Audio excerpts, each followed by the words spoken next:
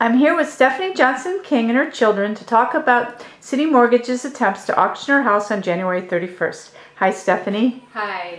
So now tell me why you're losing your house, and I also understand that it's also your home business because this is a commercial kitchen that's in your home. Well, we asked for a loan modification in 2009 after my kid's father passed away. And we were given one by CitiMortgage, and I have faithfully paid all the mortgage payments since then.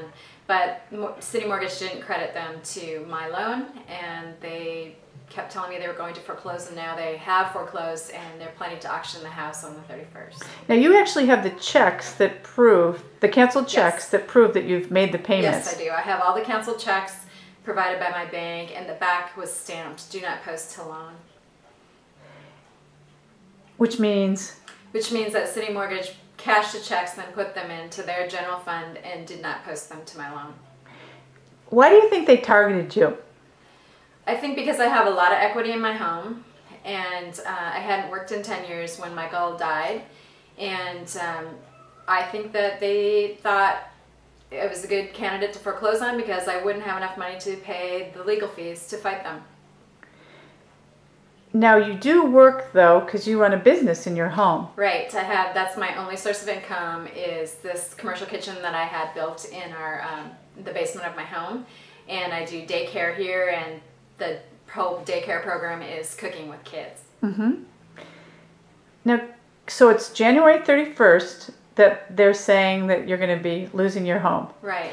At one point, however, they backed off after the Oregonian ran a very big story about your situation, correct? That's right. Mark Rogers from CitiMortgage sent a letter to the Oregonian telling him that they were stopping the foreclosures so that they could work things out with me, but they didn't do that.